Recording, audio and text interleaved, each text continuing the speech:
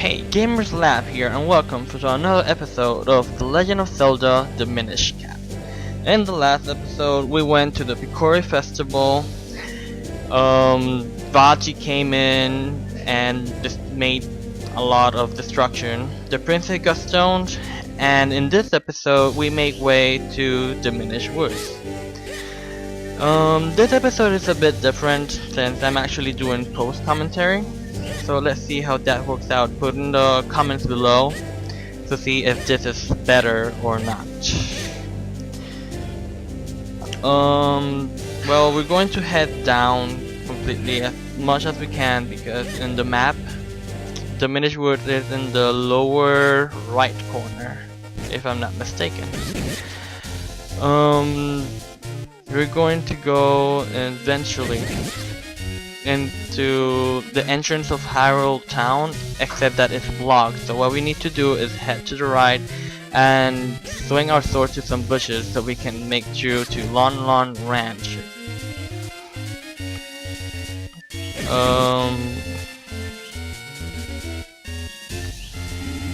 In the way, well, there's nothing really much to talk about, really.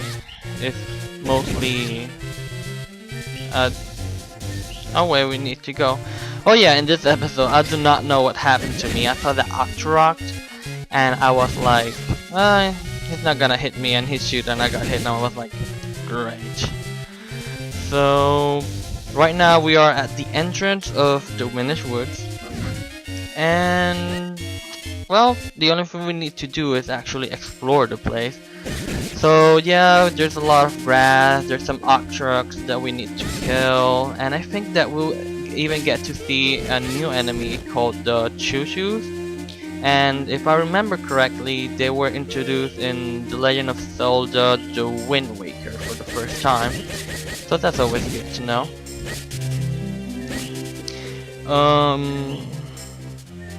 So we head up here, and exactly in 3 seconds we're going to see a person in trouble. Well,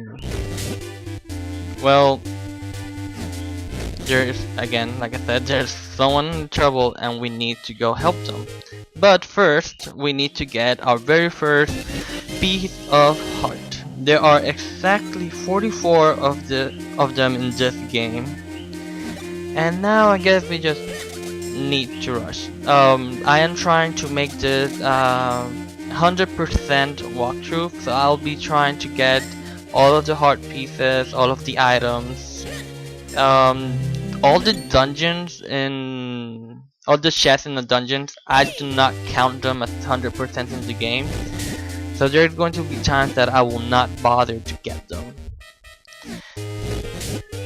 So once we get to Eslo, we defeat these two Octoroks, and everything will be a-okay. So we going to have this little conversation. He's going to tell that his name is Eslo. Eslo is actually a very interesting character, and to tell you the truth, he is our hat. So there's not much to say about that. And what do I mean when I say that he's our hat? Well, if we walk away from him like 3 times, I think it was, he's going to try to follow us, but it's going to be pain for him. So he's just gonna go on top of our hat because it's comfy, and well, technically he's a good person, I guess. So yeah, we can see what I was talking about. Like at this moment, I'm getting ahead of myself. I need to learn how to post commentate in here.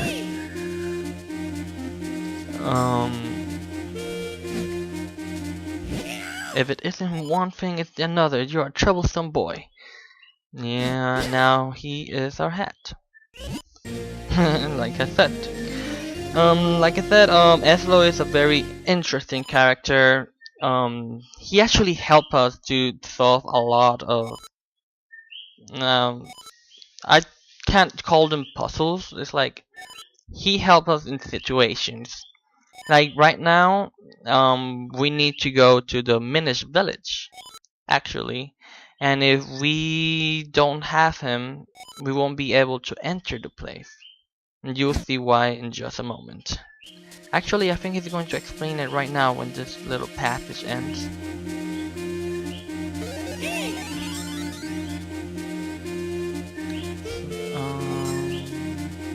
Oh yeah, I forgot to say, the Picori, this is how humans know them as, but their real name are Minish.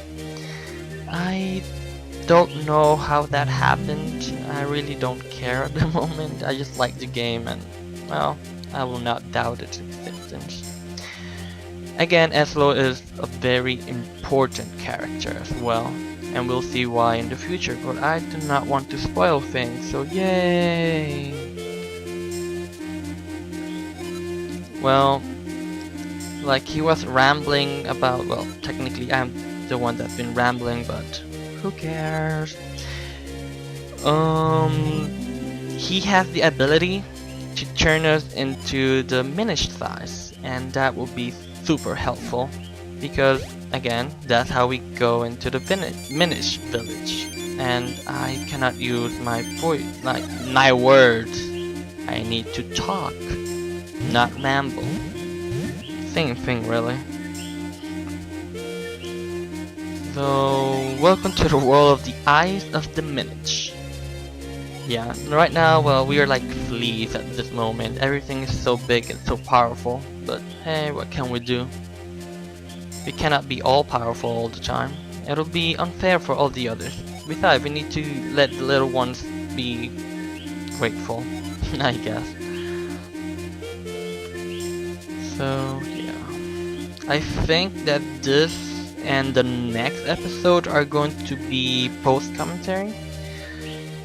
Because, to tell the truth, I already recorded just 2 episodes. So, I have no other choice. So, how do we get to the Minish village? We go under that log, I think it is. And we go into the lilies. And that ahead of us is the Minish village. So, now everything is big, yay!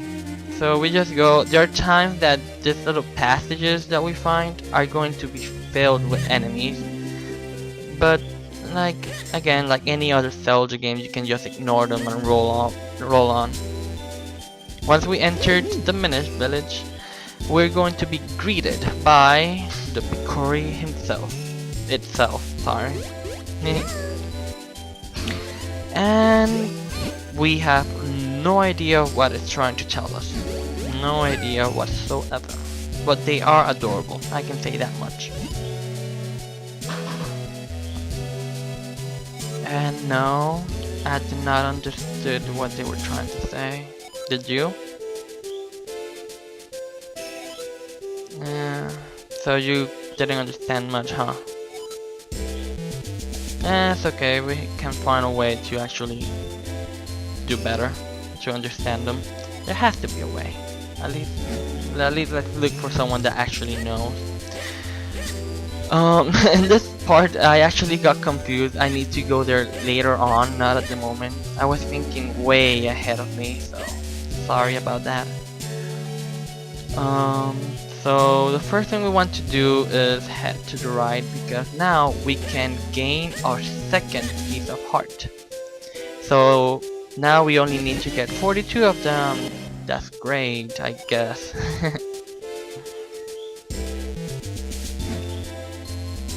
I think that there's a quest to get an entire full container, but I'm not really sure. So, in here we have... I forgot his name, so let's read on. My name is... oh, Festari. Festari is apparently the only person here that knows how to speak Hylian, because it's not English technically. And he told us that we need a Juggernaut to be able to understand all of the other Minish, so that's where we're going to go. Remember the barrel that I went in by accident? Yeah, that's the place where I needed to go. So to get there is very simple, really. And we just need to get the fruit itself. We just need to push one block and we can eat it, and all of a sudden we can understand everything. We become so knowledgeable.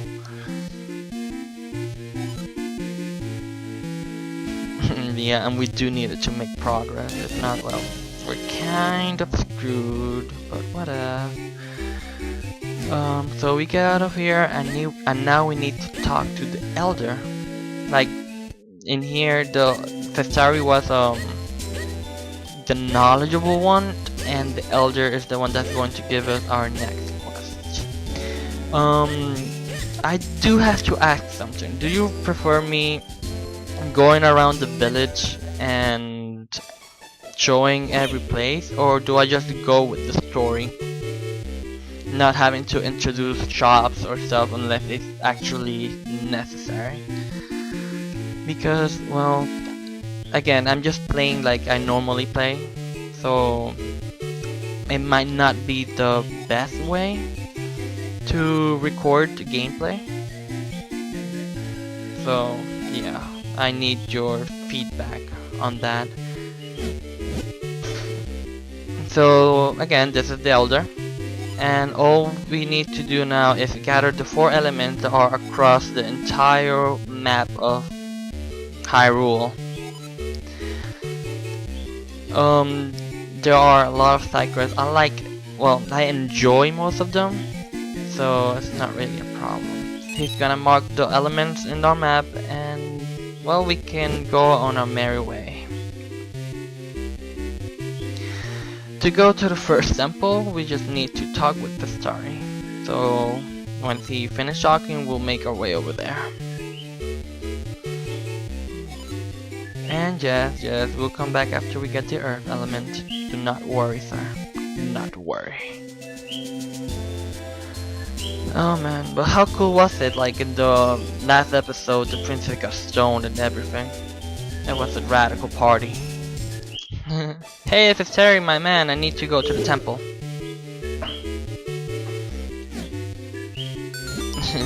Okay, dude, we have a sword. We can take care of ourselves. And I don't know what happened to me, but okay. So now, this is technically our very first dungeon of the game. Normally I would have finished this entire episode already, but I don't know what came over me, so I'm just going to keep rambling about for like at least 7 more minutes, I guess. Believe me, it's actually kind of hard trying to record this kind of stuff. I don't really know what I'm doing at all. Oh, that's a rupee! Finally.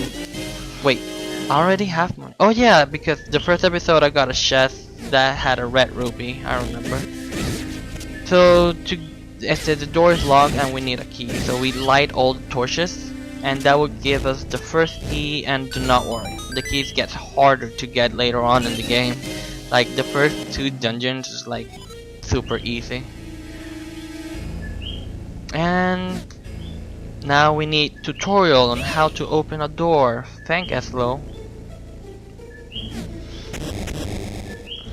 So yeah, this entire episode consists of just walking around, pulling stuff, and technically flying. There are 2 pieces of heart in this dungeon, and I'll be making a note of it once we get there. So just in case, I might put an annotation putting it where to find the heart pieces in dungeons only. That way people won't be that lost when they're trying to play along, if they do. So now we got a gigantic barrel, but it's technically we're small, so we see it gigantic. Doesn't really matter, those are just details. Just let it be epic, I guess. And now I'm actually wondering, how long did I make this episode. I don't know what I was thinking. And I don't know what I was thinking here, because obviously you need to push that boulder into the switch, and I didn't thought of that at the beginning, so I was just derping around. Then I noticed and I felt so stupid, and I had to go back and do everything. I'm sorry if you hear any noises outside of my voice or the gameplay. It's that right now my father is cooking, my brother is yeah, my brother is being brotherly, and he's trying to make my life miserable by talking and not letting the game be fruitful, I guess. I'm not sure. So we head into this little passage, and we do find what do we find again? Oh yeah, there's a piece of heart over there that we cannot access yet, so that's always fun.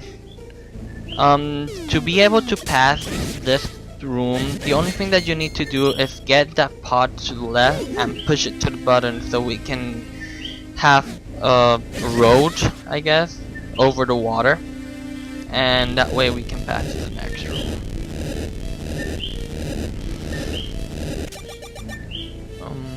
I don't know if I can pause voice right now, so I'm not going to do it, so I'm just gonna keep rambling over and over and over again.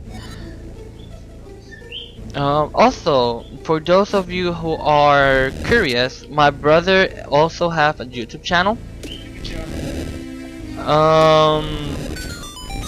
If you can hear him, you can slap him for me if you want. It's like a psychic way of slapping him if you want. But it's a again, I'm sorry for my brother being my brother. So he does have a YouTube channel, and his name is Shadows822, if I'm not mistaken. I hope I'm not mistaken. He can hear me. So if I'm not lazy, I will put a link in the description, because I'm not going to be that evil, and he's kinda mad at me because I'm taking away his stuff so I can record. So yeah.